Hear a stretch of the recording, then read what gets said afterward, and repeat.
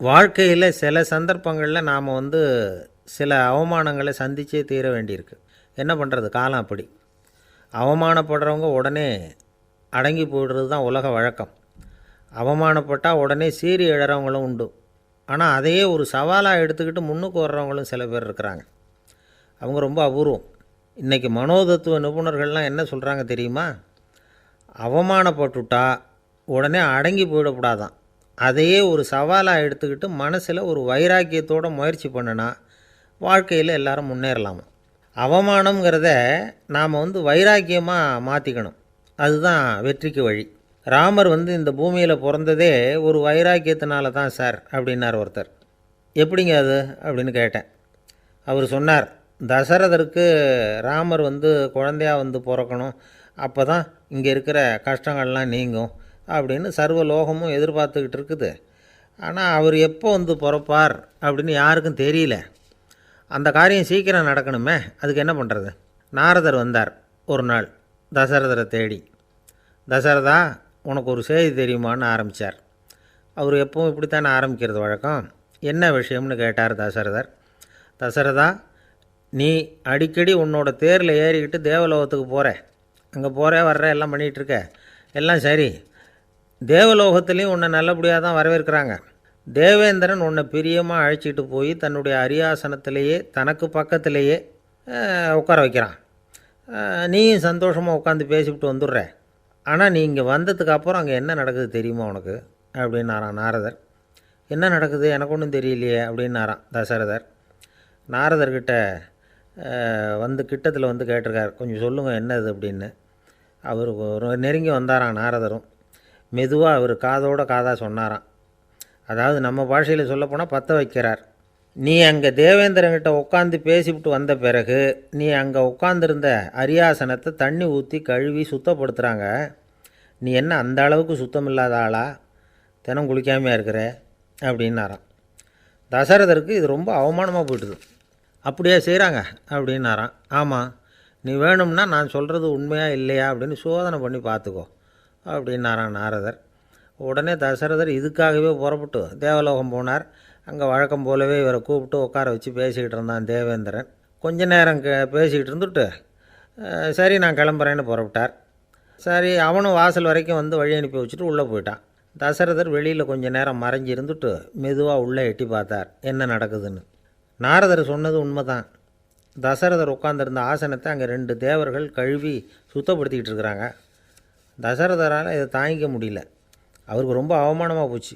நேராக கிடுகிடுன்னு தேவேந்திரங்கிட்டே போனார். நான் உட்காந்துருந்த இருக்கையே சுத்தம் பண்ணுறியே, நான் என்ன அந்த அளவுக்கு பாவியா அப்படின்னு கேட்டார். ரொம்ப கோபமாக கேட்டார். தசரதரே, மனுஷனுக்கு 3 கடன்கள் உண்டு. தேவ கடன், ரிஷி கடன், பித்ரு கடன். இதை தீர்க்காதவன் பாவியாகிறான். இதில் மகனை பெறுவதால் தான் பித்ரு கடன் தீரும். உனக்கு மகன் கிடையாது, அதனால் நீ பாவியாகிற. பாவி உட்காந்துருந்த இடம்ங்கிறதுனால அதை சுத்தம் செய்ய வேண்டியது எங்கள் கடமை அப்படின்னு நானான் தேவேந்திரன். இந்த இடத்துல தசரதருக்கு ஏற்பட்ட அவமானம் ஒரு வைராக்கியமாக மாறிச்சு. தேவேந்திரனே கேட்டுக்கோ, ஒரு மகனை பெற்ற பிறகு தான் இந்த சபையில் மறுபடியும் அடி எடுத்து வைப்பேன் அப்படின்னு சொல்லிவிட்டு போயிட்டாரான். போய் புத்திர காமேஷ்டி யாகம் பண்ணார். புத்திரர்கள் பிறந்தார்கள். இந்த கதையில் உள்ள கருத்து என்னென்னா, தேவேந்திரன் தசரதரை அப்படி அவமானப்படுத்தலைன்னா அவருக்கு இப்படி ஒரு வைராக்கியம் பிறந்திருக்குமா? யோசித்து பார்க்கணும். நமக்கு ஏற்படுகிற சில அவமானங்களையும் வைராக்கியமாக மாற்றிக்குவோம். அப்படி மாற்றிக்கிட்டோம்னா வாழ்க்கையில் முன்னேறலாம். நம்ம ஆளுங்க சில பேர் அவமானத்தை வைராக்கியமாக மாற்றிக்கிறது எப்படி தெரியுமா? நம்மக்கிட்ட ஒரு பையன் சொன்னான், எங்கள் அப்பா என்னை எல்லாருக்கும் முன்னாடி வச்சு திட்டிவிட்டார், பொறுப்பு இல்லாமல் ஊர் சுற்றுறேன்னு சொல்லி அவமானப்படுத்தி விட்டார். இனிமேல் நீ என் முகத்திலேயே முழிக்காதரா போடான்னு வேறு சொல்லிவிட்டார். எனக்கு ரோஷம் வந்துட்டுது. அந்த அவமானத்தை வைராக்கியமாக மாற்றிக்கிட்டேன். அன்னையிலேருந்து அவர் முகத்திலேயே முழிக்கிறது இல்லை அப்படின்னா. அப்படியான்னு கேட்டோம். ஆமாங்க, அவர் வீட்டில் இல்லாத நேரமாக பார்த்து உள்ளே சமையல் கட்டுக்கு போய் சாப்பிட்டுட்டு நைஸாக வெளியில் வந்துடுவேன் அப்படிங்கிறான் அவன். ஒருத்தர் குதிரை ரேஸுக்கு போனார், பணம் கட்டினார், தோற்று போயிட்டார். மறுபடியும் போனார், பணம் கட்டினார், தோற்று போனார். அடுத்த தடவையும் பணம் கட்ட போனப்போ அவரை தடுத்து கேட்டோம், ஏன் சார் ஏற்கனவே விட்டது போதாதா, இன்னமும் இருக்கிறத விடணுமா அப்படின்னு கேட்டோம். விட்டதையெல்லாம் மொத்தமாக எடுக்க வேணாமா சார், அதுக்காக தான் தொடர்ந்து பணம் கட்டுறேன்னார் அவர். இவரை திருத்துறது ரொம்ப கஷ்டம். இது ஒரு மனநோய். மனநோய்களில் பல வகை உண்டு. மனநோய்கள் பிரிவு அட்டவணையில் சூதாட்டம்ங்கிறது அவதியுறும் நோய் அப்படிங்கிற தலைப்பில் வருது. சூதாட்டம் வந்து 2 வகைப்படும்னு சொல்கிறாங்க உளவியல் நிபுணர்கள். ஒரு வகை எப்படின்னா, நண்பர்களோடு சேர்ந்துக்கிட்டு மகிழ்ச்சியும் கிளர்ச்சியும் அடையிறதுக்காக ஈடுபடுறது. பிரச்சனைகளை தீர்க்கறதுல ஒரு ஆர்வம், கேளிக்கைக்காக கொஞ்சம் விட்டு பிடிக்கிறது அப்படிங்கிற மனுஷனுடைய அடி மனசில் உள்ள விபரீத பிணைய சுபாவம், இதெல்லாம் அதுக்கு காரணம். இன்னொரு வகை எப்படின்னா, சூதாட்டத்தில் ஈடுபட்டு ஒரு கட்டாய நிலைமைக்கு ஆளாயிடுறது. ஈடுபடு அப்படின்னு மனசு ஒரு வெறித்தன்மையை தூண்டிக்கிட்டே இருக்கும். இப்படிப்பட்டவங்களுக்கு நாம் தோத்துக்கிட்டு இருக்கோங்கிறது தெரியும், நாம் ஜெயிக்கிறதுக்கான சந்தர்ப்பம் இல்லைங்கிறதும் தெரியும். இதனால் நமக்கும் கஷ்டம், நம்ம சுற்றி இருக்கிறவங்களுக்கும் கஷ்டங்கிறதும் புரியும். அப்படி இருந்தும் சூதாடுவாங்க. இதுக்கு காரணம் சூதாடியின் பகற்கனவு அப்படிங்கிறாங்க நிபுணர்கள். இந்த நிலைமைக்கு கட்டாய சூதாட்டம் அல்லது நிர்பந்த சூதாட்டம் அப்படின்னு பேர் வச்சிருக்கிறாங்க. இப்படிப்பட்ட ஆசாமி இருக்கிறது பூரா விட்டுருவான், கடன் வாங்குவான், திருடுவான். இருந்தாலும் என்னைக்காவது ஒரு நாள் ஜெயிச்சிருவேன் அப்படின்னு சொல்லிக்கிட்டே இருப்பான். விட்டதை எடுத்துருவேங்கிற ஒரு நம்பிக்கை சுடர் அவனுக்குள்ளே எரிஞ்சுக்கிட்டே இருக்கும். இவனை வந்து மனநோயாளி அப்படின்னு சொல்லிட முடியாதான். என்ன காரணம்னா, இது மாதிரி ஆளுங்க கிட்ட மன போராட்டமோ கவலையோ பதட்டமோ இருக்கிறது இல்லை. சில விசேஷமான குணங்கள் இவங்க கிட்ட உண்டு. எதிர்ப்பு உணர்ச்சி, சிறுபிள்ளைத்தனம், சட்ட திட்டங்களையும் சம்பிரதாயங்களையும் உட தெரியாத மனப்போக்கு, பொறுப்பில்லாத தன்மை, நெறிதவறி நடக்கிறது எல்லாம் இவங்ககிட்ட உண்டு. ஆனால் வெளிப்பார்வைக்கு ரொம்ப சிநேகமாக இருப்பாங்க, அன்பாக இருப்பாங்க. அப்படி இருக்கிறதாக காட்டிக்குவாங்க. ஆதாயம், சுயலாபம் இதெல்லாம் கருதி தான் பழகுவாங்க. இவங்க கேட்குறப்ப நாம் பணம் கொடுக்கலன்னு வச்சுக்கோங்க, நம்மளை கை விட்டுருவாங்க. நம்ம மேலே அவாண்டமாக பழி சுமத்துறது கூட தயங்க மாட்டாங்க. தங்களுடைய சூதாட்ட நடவடிக்கைகளுக்கு சாதகமான காரணங்களை சொல்லிகிட்டு இருப்பாங்க. நீ வேணும்னா பாரு, ஒரே நாளில் நான் இழந்ததையெல்லாம் மீட்டு லட்சாதிபதி ஆறனா இல்லையா பாரு அப்படிம்பாங்க. தோற்று போகிறத ஒரு படிப்பினையாக வந்து இவங்க எடுத்துக்கிறதே இல்லை. தோற்று போகிறதுலேயே இவங்களுக்கு ஒரு அலாதியான சுகம். தனக்குத்தானே துன்பத்தை வரவழைச்சிக்கிட்டு இன்பம் அடையிறதுக்கு தன்வதை சுகம் அப்படின்னு பேர். இவங்கெல்லாம் அந்த ரகம். சில பேர் எப்படி தெரியுமா, மந்திர எண்ணங்களை வந்து வரவழைச்சிக்கிறது, சூதாடுறதுக்காக ஆஃபீஸில் வந்து கையாடல் பண்ணுறது, அடுத்தவங்க கிட்ட இருந்து திருடுறது. இந்த மந்திர எண்ணம் தீவிரமாச்சுன்னா ஒரு மாதிரியாக பேச ஆரம்பிச்சிருவாங்க. தோல்வி தான் சார் வெற்றிக்கு முதல் படியும்பாங்க. தன்னால் வந்து பகடக்காய்களையும் குதிரை ஓட்டிகளையும், அதாவது இந்த ஜாக்கிகள், அதெல்லாம் கட்டுப்படுத்த முடியுங்கிற பித்து நிலைக்கு இவங்கெல்லாம் தள்ளப்பட்டுருவாங்க. சில சூதாடிகள் வந்து ஆராய்ச்சி பார்த்ததில் என்ன தெரிய வந்தது தெரியுமா, அவங்கெல்லாம் குழந்தை பருவத்தில் அன்புக்காக ஏங்கினவங்களாம், புறக்கணிக்கப்பட்டவங்களாம், உதவிகளை பெற முடியாதவங்க, இப்படிலாம் இருந்திருக்கிறாங்க. இவங்க வளர வளர மற்றவங்க சௌகரியம் பற்றி அக்கறை இல்லாதவங்களாக ஆயிடுறாங்க. அதிர்ஷ்ட தேவதை தன்னோடு இருக்கிறாங்க அப்படிங்கிற அசையாத நம்பிக்கை இவங்களுக்கு. இவங்களை வந்து திருத்துறது ரொம்ப கஷ்டம். அதனால் பந்தயம், சூதாட்டம் இது மாதிரியான விஷயங்களை விட்டு விலகியே இருக்கிறது தான் நமக்கு நல்லது. ஒரு ஆள் சொன்னான், என்னுடைய குதிரை வேகமாக ஓடுறதுக்கு என்ன வழி அப்படின்னு கால்நடை மருத்துவர்கிட்ட யோசனை கேட்டேன்.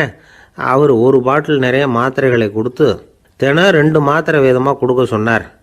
முதல் நாள் 2 மாத்திரையை கொடுத்துட்டு அது மேலே ஏறி உட்கார்றதுக்கு போனேன். அவ்வளவுதான். அதுக்குள்ளே அது அம்பு மாதிரி பாஞ்சு ஓடி போச்சு. நான் இன்னும் உட்காரவே இல்லை, அதுக்குள்ளே பாஞ்சு ஓடி போச்சு அப்படின்னா. அடடா, அப்புறம் நீங்கள் என்ன பண்ணீங்க அப்படின்னு கேட்டாங்க. என்ன பண்ணுறது, மீதி மாத்திரை பூராவே நான் முழுங்கி விட்டு அதுக்கப்புறம் துரத்தி பிடிச்சி அது மேலே ஏறி உட்காந்தேன் அப்படின்னா அவன். ஒரே ஒரு ஊரில் ஒரு ராஜா இருந்தார். அவர் பேரில் மக்களுக்கு ரொம்ப மரியாதை. அவ்வளவு நல்லா ஆட்சி புரிஞ்சுக்கிட்டு வந்தார். அவருக்கு வயசாயிட்டுது. அதனால் ஒரு நாள் அமைச்சரை கூப்பிட்டார். இதை பாருங்கள், எனக்கு வயசாயிட்டுது, அதனால் இந்த அரச பொறுப்பையெல்லாம் நீங்கள் ஏற்றுக்குங்க அப்படின்னார். அதுக்கப்புறம் ராணியை கூப்பிட்டார். வா, நாம் இனிமேல் இங்கே இருக்க வேணாம், காட்டுக்கு போய் தவம் பண்ணலாம் அப்படின்னு கூப்பிட்டார். இந்த செய்தி மக்களுக்கு அறிவிக்கப்பட்டது. மக்கள் உடனே கூட்டமாக அரண்மனைக்கு வர ஆரம்பிச்சுட்டாங்க. மன்னரை போய் பார்க்குறாங்க. அரசே, தாங்கள் வந்து எங்களுக்கு தந்தை மாதிரி. நீங்கள் காட்டுக்கு போயிட்டால் நாங்கள்லாம் இங்கே எப்படி இருக்க முடியும்? எங்களுக்கெல்லாம் எந்த துன்பமும் இல்லாமல் பார்த்துக்கிட்டு வர்றீங்க. இது மாதிரியான ஒரு அரசாட்சி இல்லைன்னா மக்கள் வந்து வாழ்ந்து என்ன பயன் அப்படின்னாங்க. இருந்தாலும் என்ன பண்ணுறது, வயசாயிட்ட காரணத்தினால இந்த முடிவுக்கு வர வேண்டியிருக்குது அப்படின்னாரா ராஜா. அப்படின்னா நீங்கள் காட்டுக்கு போக வேணாம், நாங்கள் போகிறோம். நாங்கள் அங்கே போய் தவம் பண்ணுறோம், வழிபாடு பண்ணுறோம். கடவுள் வருவார், அவர்கிட்ட வரம் வாங்கிட்டு வந்துடுறோம் அப்படின்னாங்களாம். அப்படி சொல்லிவிட்டு உடனே எல்லாரும் காட்டுக்கு போனாங்க. நாட்டு மக்கள் எல்லாரும் ஒட்டு மொத்தமாக வந்து காட்டில் உட்காந்துக்கிட்டு தவம் பண்ணுறதை பார்த்தார் கடவுள். உடனே புறப்பட்டு வந்தார். எல்லாரும் இப்படி வந்து உட்காந்துருக்கிறீங்களே, என்ன வேணும் உங்களுக்கு அப்படின்னு கேட்டார். உடனே மக்கள் எல்லாரும் ஒரு குரலில் சொன்னாங்க, சுவாமி, எங்கள் மன்னன் ரொம்ப நாளைக்கு நல்லபடியாக இருக்கணும். அவர் வந்து மகிழ்ச்சியாகவும் உடல் நலத்தோடும் இருந்தாதான் நாங்கள் அமைதியாக வாழ முடியும் அப்படின்னாங்க. சரி, அதுக்கு என்ன செய்யணும் அப்படின்னார் ஆண்டவன். எங்கள் மன்னருக்கு இன்னும் ஒரு 100 வருஷம் ஆயுளை கொடுங்க அப்படின்னாங்க. அவ்வளவு தானே, சரி அப்படியே ஆகட்டும் அப்படின்னு சொல்லிவிட்டு ஆண்டவன் போயிட்டார். மக்கள் மகிழ்ச்சியோடு திரும்பி வந்தாங்க. மன்னா, கடவுள் வரம் கொடுத்துட்டார், நீங்கள் 100 வருஷம் வாழ போகிறீங்க அப்படின்னாங்க. இதை கேட்டதும் ராணி ராஜாவை வணங்கி நான் தவம் செய்ய போகிறேன் அப்படின்னு புறப்பட்டாங்க. உடனே மக்கள் என்ன நினச்சாங்க தெரியுமா? ஐயோ, நாம் ராஜாவுக்கு மட்டும்தானே நீண்ட ஆயுள் வேணும்னு வரம் வாங்கினோம், ராணிக்கு வாங்கலையே, அதுதான் கோபத்தில் புறப்பட்டாங்க போல இருக்கு அப்படின்னு நினச்சி வருத்தப்பட்டாங்க. ஆனால் ராணி நினச்சது அது இல்லை. ராணி போய் தவம் பண்ணாங்க, கடவுள் காட்சி கொடுத்தார். இவங்க கேட்குறாங்க, சுவாமி, ராஜாவுக்கு மட்டும் 100 வருஷம் ஆயுள்னு வரம் கொடுத்துட்டீங்க, அப்படின்னா குடிமக்களும் 100 வருஷம் இருக்கணும். இப்படிப்பட்ட குடிமக்கள் இல்லைன்னா அப்படிப்பட்ட அரசன் இருந்து என்ன பிரயோஜனம் அப்படின்னாங்களாம். ஆண்டவன் பார்த்தார், சரி அவங்களும் 100 வருஷம் வாழ்வாங்க, அது மட்டும் இல்லை நீயும் 100 ஆண்டு காலம் வாழ வரமளிக்கிறேன் அப்படின்னு சொல்லிவிட்டு மறைஞ்சிட்டார். இதில் ஆண்டவன் வர்றதும் மறையிறதும் முக்கியம் இல்லை. இதில் கவனிக்க வேண்டியது ஆள்கிறவனின் விசாலமானம், குடிமக்களின் விசாலமானம், ஆள்கிறவன் மனைவியினுடைய விசாலமானம். இப்படி ஒரு நாடு இருந்துட்டுதுன்னா எப்படி இருக்கும் வாழ்க்கை நினச்சி பாருங்க. அதனால தான் பெரியவங்கள்லாம் சொல்கிறாங்க, இதய வாசல் திறந்தே இருக்கணும், இதயத்தின் கதவுகளை மூடாதீங்க அப்படின்னு சொல்லுவாங்க. என்கிட்ட ஒருத்தர் சொன்னார், என்னுடைய இதய வாசல் எப்பவும் திறந்தே தான் இருக்குதுன்னார். எதனால் அப்படி சொல்கிறீங்க அப்படின்னு கேட்டோம். டாக்டரே சொல்லிவிட்டார், என்னுடைய இதயத்தில் ஒரு ஓட்டை இருக்குது அப்படின்னு, வால்வு சரியில்லையா அப்படிங்கிறார். கடற்கரை ஓரமாக ஒரு பெரியவர் கையால் மணலை கீறிக்கிட்டே உட்காந்துருக்கிறார். என்னத்தையும் தேடிட்டு இருக்கிறது மாதிரி தெரிஞ்சுது. மெதுவாக கிட்டத்தில் போய் என்னத்தை தேடிட்டு இருக்கிறீங்க அப்படின்னு கேட்டோம். அவரு சாவகாசமாக நிமிந்து பார்த்து நிம்மதியை தேடிட்டு இருக்கிறேன்னார். நாங்கள் ஒரு மாதிரி ஆயிட்டோம். இருந்தாலும் சமாளிச்சுக்கிட்டு, சார், மணலில் வந்து கிழிஞ்சல் தான் கிடைக்கும், நிம்மதி கிடைக்காது அப்படின்னோம். சரி, இன்னைக்கு வசமா நம்மகிட்ட ஒரு ஆள் மாட்டிக்கிட்டார் அப்படின்னு நினச்சி அவர் பக்கமாக போய் உட்காந்துக்கிட்டு கதை சொல்ல ஆரம்பிச்சிட்டோம். ஒரு பெரிய மன்னர் இருந்தார், அவருக்கு எல்லா வசதியும் இருந்தது. இருந்தாலும் ஒரே ஒரு குறை, அது என்னன்னா நிம்மதி இல்லைங்கிற குறை. அரண்மனையில் தினமும் கலை நிகழ்ச்சி, நாட்டியம் எல்லாம் நடந்துகிட்டு தான் இருந்தது, இருந்தாலும் நிம்மதி இல்லை. சரி, நிம்மதி எங்கே கிடைக்கும் அப்படின்னு தேட ஆரம்பித்தார். உடனே அதுக்கான முயற்சிகளில் தீவிரமாக இறங்கினார். நாட்டில் உள்ள தத்துவ மேதைகளை எல்லாம் கூப்பிட்டுட்டு வர சொன்னார். எல்லாரும் வந்து சேர்ந்தாங்க. அவங்கள பார்த்து நிம்மதி எங்கே இருக்குது அப்படின்னு விசாரிச்சார். அவங்களுக்கு அது தெரிஞ்சா ஏன் இப்படி ராஜா முன்னாடி வந்து நின்றுட்டு இருக்க போறாங்க? ராஜாவோட கேள்விக்கு ஒவ்வொருத்தரும் ஒவ்வொரு மாதிரி விளக்கம் கொடுக்க ஆரம்பிச்சிட்டாங்க. எந்த பதிலும் ராஜாவுக்கு திருப்தி அளிக்கக்கூடிய அளவுக்கு இல்லை. சரி, போயிட்டு வாங்கன்னு சொல்லி அவங்களெல்லாம் அனுப்பி வச்சுட்டார். ஒரு நாள் அவர் மாளிகையில உப்பருகையில நின்றுட்டு இருக்கிறார். அந்த சமயத்துல தெருவில் ஒரு பிச்சைக்காரன் ரொம்ப உல்லாசமா பாட்டு பாடிக்கிட்டே போயிட்டு இருக்கிறான். குரல்ல ஒரு சந்தோஷம், நடையில ஒரு மிடுக்கு. அவங்ககிட்ட கொஞ்சம் கூட கவலை இருக்கிறதா தெரியல. உடனே ராஜா அதை பார்த்தார். ஏவலாளிகளை வந்து கைதட்டி கூப்பிட்டார். உடனே ஓடி போய் அந்த பிச்சைக்காரனை இங்க அழைச்சிட்டு வாங்கன்னு உத்தரவு போட்டார். இவங்க உடனே ஓடி போய் அவனை கூப்பிட்டாங்க. அரண்மனைக்கு வாழ்ந்தாங்க. அவன் வரல. அரண்மனைக்கு உள்ள அடி எடுத்து வைக்க மாட்டேன்னு சொல்லிவிட்டான். ராஜா கிட்ட வந்து விஷயத்தை சொன்னாங்க. அவருக்கு ரொம்ப ஆச்சரியம், இப்படி ஒரு ஆள் இருக்கிறானா அப்படின்னு. சரி, அவன் என்னதான் சொல்றான் அப்படின்னு விசாரிச்சார். இவங்க மறுபடியும் தெருவுக்கு போய் கேட்டாங்க. என்னை பார்க்கணும்னா ராஜா விருப்பப்பட்டாருன்னா அவரை வேணும்னா இங்க வர சொல்லுங்க அப்படின்னு சொல்லிவிட்டான். அதை வந்து ராஜா கிட்ட சொன்னாங்க. அவருக்கு கோபம் வரல. இவ்வளவு சுதந்திர உணர்வோடு இருக்கிறவன் சாதாரண ஆளா இருக்க முடியாது அப்படின்னு நினைச்சார். உடனே கிடுகிடுன்னு இறங்கி தெருவுக்கு வந்தார். பிச்சைக்காரங்கிட்ட போனார். நீ கவலைப்படாம சந்தோஷமா பாடிட்டு போறியே, அது எப்படி முடியுது உன்னால அப்படின்னு கேட்டார். ஏன் அப்படி கேக்குறீங்கன்னு அவன், அதுக்கு இல்ல, எனக்கு அரண்மனையில எவ்வளவோ சுகபோகங்கள்லாம் இருக்கு, இருந்தாலும் நிம்மதி இல்லை. இது ஏன்னு எனக்கு தெரியல. இந்த தேசத்துல உள்ள அறிஞர்களை எல்லாம் கூப்பிட்டு கேட்டு பார்த்துட்டேன், அவங்களுக்கும் தெரியல. உன்னை கேட்டா தெரியும்னு நினைச்சேன், அதனாலதான் சந்திக்கிறதுக்கு ஆசைப்பட்டேன். ஆனா நீ வரமாட்டேன்னுட்டியே அப்படின்னார். பிச்சைக்காரன் கடகடன்னு சிரிக்க ஆரம்பிச்சுட்டான். மகிழ்ச்சிக்கும் உங்களுக்கும் தடையா இருக்கிறது இந்த மாளிகை தான். இதை விட்டுட்டு வெளியில வந்துட்டா நிம்மதி தேடிட்டு வந்துடும்னா. நான் அரசன், எனக்குன்னு கடமைகள் இருக்கு, அதையெல்லாம் விட்டுட்டு எப்படி வர முடியும்னார் ராஜா. ரெண்டும் ஒரே நேரத்துல கிடைக்கணுங்கிறது முடியாத காரியம். உங்க சுகபோகத்துக்கு விலையாதான் உங்க நிம்மதியை கொடுத்துக்கிட்டு இருக்கிறீங்க. என்ன பாருங்க, என்கிட்ட எதுவும் இல்லை, அதனால எதுவும் போயிடுமோங்கிற பயமும் இல்லை, நிம்மதியா இருக்கிறேன் அப்படின்னா அவன். ராஜா உடனே சந்தோஷப்பட்டு தன்னுடைய மேலங்கியை எடுத்து அவனுக்கு பரிசா கொடுத்தாராம். அவன் சிரிச்சுக்கிட்டே அதை வாங்க மாட்டேன்னு விட்டானான். இதை நீங்க எனக்கு கொடுக்கறதுனால எந்த பயனும் இல்லை, அதே நேரத்துல அதை வாங்கிட்டேன்னா அடுத்த வினாடியிலிருந்து அதை எப்படி காப்பாத்துறதுங்கிற கவலை எனக்கு வந்து சேர்ந்துடும், அப்புறம் தூக்கம் வராது, நிம்மதி போயிடும் அப்படின்னானா. சொல்லிவிட்டு அவன் பாட்டுக்கு சந்தோஷமா பாடிக்கிட்டே போயிட்டான். நிம்மதி எங்க இருக்குங்கிறதையும் ராஜா தெரிஞ்சுக்கிட்டார். அந்த இடத்துக்கு தன்னால போக முடியாதுங்கிறதையும் அவர் புரிஞ்சுக்கிட்டார். இப்படி இந்த கதைய அந்த கடற்கரையில மணலை கீறிக்கிட்டே உட்கார்ந்துருந்தார அந்த பெரியவர்கிட்ட சொல்லி முடிச்சோம். அவர் முகத்துல ஒரு தெளிவு தெரிஞ்சது. எங்களை நிமிர்ந்து பார்த்தார். ரொம்ப நன்றிங்க, இப்ப எனக்கு தெரிஞ்சு போச்சு, நிம்மதி வேணும்னா அதுக்கு என்ன பண்ணணும்னு இப்ப நல்லா புரிஞ்சுக்கிட்டேன் அப்படின்னார். என்ன புரிஞ்சுக்கிட்டீங்கன்னு கேட்டோம். இனிமே இந்த பக்கம் வந்தா உங்க கண்ணுல படாத இடமா பார்த்து உட்காரணும்னு புரிஞ்சுக்கிட்டேன் அப்படின்னார். ஒரு ஆளு வேகமா நடந்து போய்கிட்டு இருந்தான். அவன் வேகமா நடக்கிறதுக்கு காரணம் வெயில் காலம், காலில் செருப்பு இல்லை, மணல் பாதை, அதுதான் வேகம். காலில் செருப்பும் இல்லாம கையில குடையும் இல்லாம அந்த ஆள் வெயில்ல நடந்து போய்கிட்டு இருக்கிறான். அந்த சமயத்துல இன்னொருத்தன் குதிரை மேலே ஏறி அந்த வழியா வந்துகிட்டு இருக்கிறான். அவன் காலில் செருப்பும் இருந்தது, கையில குடையும் இருந்தது. நடந்து போய்கிட்டு இருந்தவன் அந்த குதிரை ஆசாமியை பார்த்து கேட்டான், ஐயா, நீங்களும் குதிரை மேலே உட்காந்துக்கிட்டு போய்கிட்டு இருக்கிறீங்க, அப்படி இருக்கிறப்போ உங்களுக்கு அந்த செருப்பு என்னத்துக்கு, அதை எனக்கு கொடுத்து உதவலாமே அப்படின்னா. குதிரை மேலே உட்காந்துருந்தவன் யோசனை பண்ணி பார்த்தான். இவன் சொல்றது நியாயம்தானே அப்படின்னு சொல்லி தன்னுடைய செருப்பை கழட்டி அந்த வழிப்போக்கனுக்கு கொடுத்துட்டான். ரொம்ப நல்லதுங்க அப்படின்னு சொல்லி இவன் அதை வாங்கி காலில் மாட்டிக்கிட்டான்.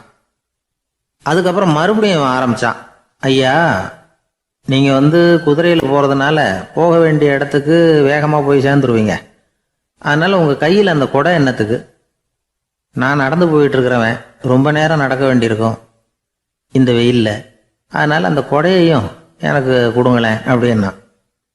குதிரை வீரன் யோசனை பண்ணி பார்த்தான். இதுவும் நியாயம்தானே அப்படின்னு அவனுக்கு தோணுச்சு. உடனே இறக்கப்பட்டு தன் காலில் இருந்த செருப்பை கொடுத்தது மாதிரியே தன் கையில் இருந்த கொடையையும் இவங்கிட்ட கொடுத்துட்டான். அதுக்கப்புறம் அவன் நிம்மதியாக புறப்பட்டான். இப்போ மறுபடியும் கை தட்டி அவனை நிறுத்தினான். கீழே நின்றுட்டு இருந்தவன், என்னப்பா ஏன் என்ன நிறுத்தின, இன்னும் ஏதாவது வேணுமா உனக்கு அப்படின்னா குதிரையில் இருந்தவன். இவன் மெதுவாக வாயை திறந்து அந்த குதிரையையும் என்கிட்ட கொடுத்துருங்களேன்னா. அந்த குதிரை வீரன் இப்போ ஒரு கணம் யோசனை பண்ணி பார்த்தான். உடனே என்ன பண்ணான் தெரியுமா, தன்கிட்ட இருந்த குதிரை சவுக்கை எடுத்தான். குதிரை சவுக்கால அந்த ஆளை வாங்குவாங்கன்னு வீசி தள்ளிவிட்டான். இவ்வளவு சவுக்கடியும் வாங்கிக்கிட்டு இந்த ஆள் என்ன பண்ணான் தெரியுமா, சிரிக்கிறான். அடி வாங்கிட்டு யாராவது சிரிப்பாங்களா? குதிரை வீரனுக்கு ஒன்றும் புரியல. என்னப்பா அது, ஏன் இப்படி அடி வாங்கிட்டு இப்படி சிரிக்கிறியே அப்படின்னு கேட்டான். இப்போ அந்த வழிப்போக்கன் சொல்றான், ஐயா, நான் இப்படி சிரிக்கிறதுக்கு காரணம் இருக்கு. இப்படி குதிரை கேட்டு உங்ககிட்ட அடி வாங்கலைன்னு வச்சுக்கோங்க, என் உயிர் உள்ள வரைக்கும் மனசுல ஒரு தவிப்பு இருந்துகிட்டே இருக்கும். செருப்பையும் கொடையையும் கேட்ட உடனே கொடுத்தவன் குதிரையையும் கேட்டிருந்தா கொடுத்துருப்பானோ அப்படிங்கிற பேராசையில ஏங்கிக்கிட்டே இருந்திருப்பேன். இப்போ உங்ககிட்ட அடி வாங்கின பிறகு என்னுடைய அந்த சந்தேகம் தீர்ந்து போச்சு. என்னுடைய ஆசைக்கு எல்லை எது அப்படிங்கிறத எனக்கு புரிஞ்சுட்டுது அப்படின்னு சொல்லிவிட்டு அவன் நடக்க ஆரம்பிச்சுட்டானான்.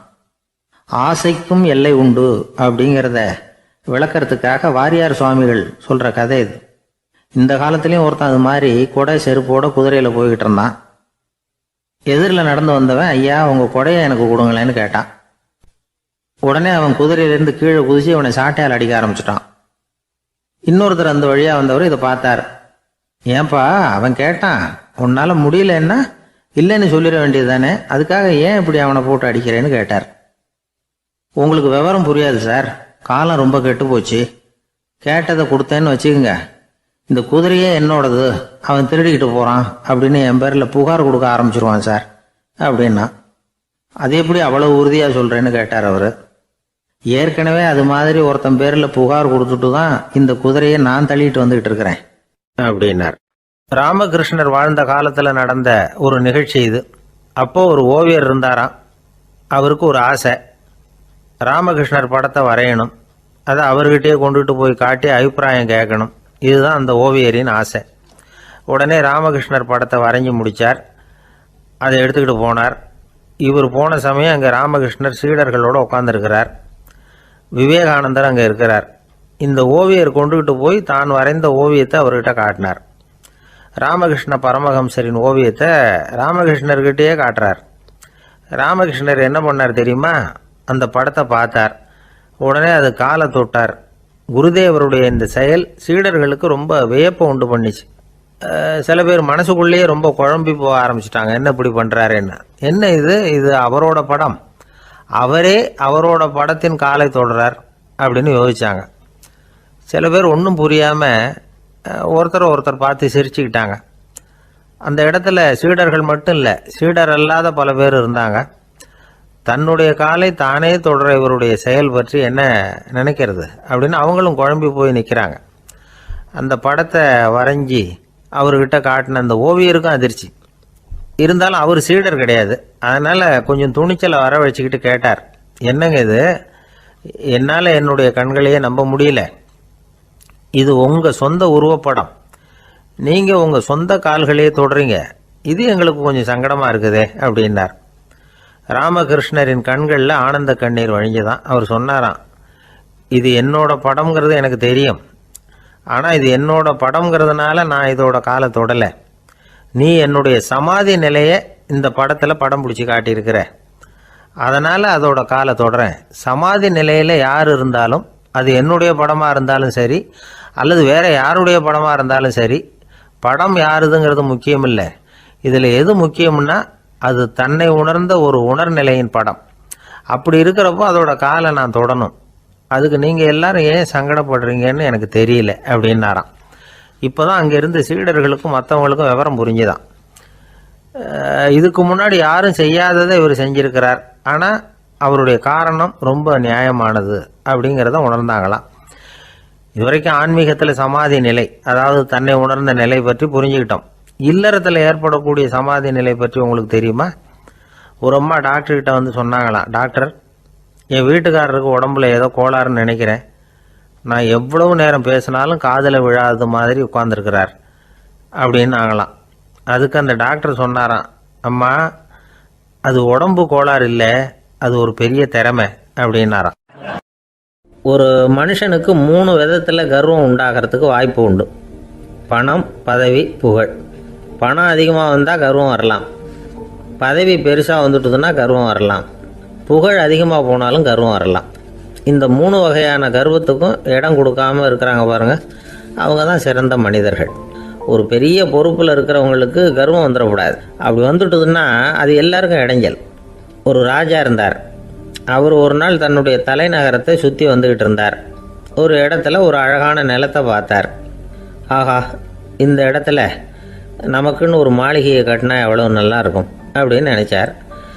ராஜா நினச்சா அது முடியாத காரியமா? சரி, இந்த நிலம் யாருக்கு சொந்தம்னு விசாரிங்க அப்படின்னார் பக்கத்தில் இருந்தவங்கக்கிட்ட. அவங்கெல்லாம் ஓடி போய் விசாரித்தாங்க.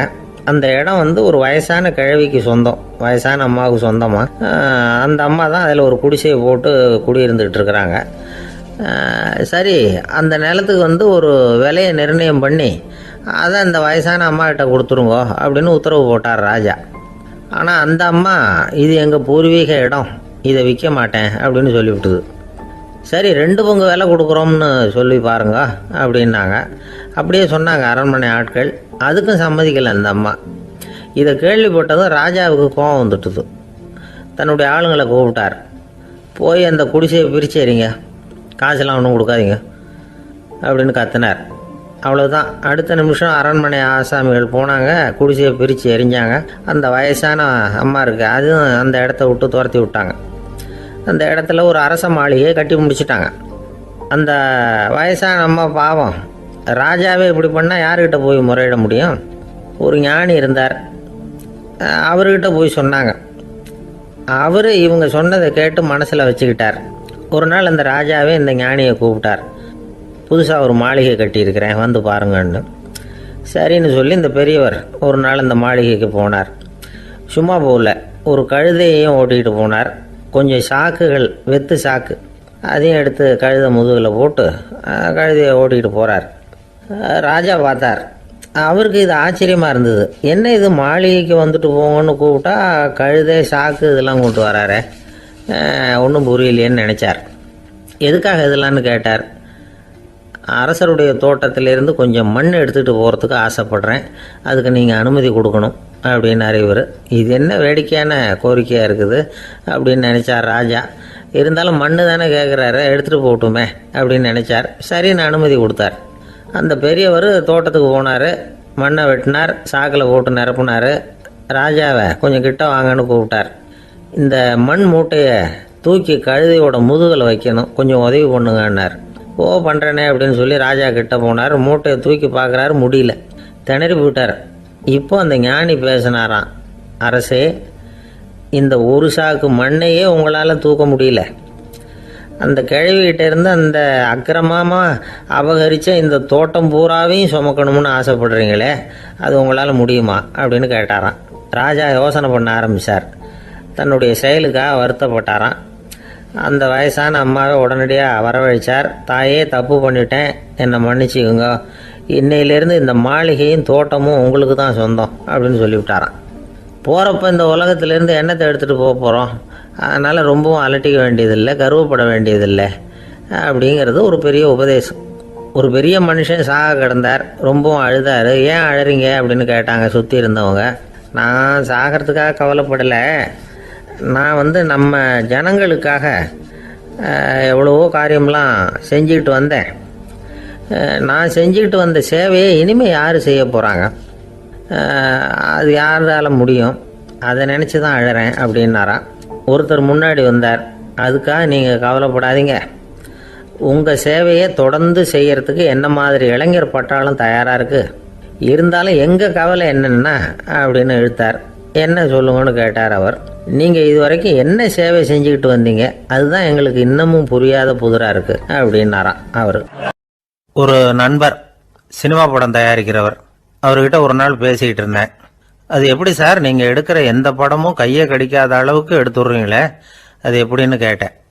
அது ஒன்றும் பெரிய விஷயம் இல்லை சார், பெண்களுக்குன்னு சில உருக்கமான காட்சிகள், இளைஞர்களுக்குன்னு சில நடனங்கள், அடிதடி காட்சிகள், அப்புறம் வயசானவங்களுக்குன்னு சில ஆன்மீக காட்சிகள், சின்ன பிள்ளைங்களுக்கு சிரிப்பு, இப்படி எல்லாமும் சேர்த்து நான் படம் எடுக்கிறேன்.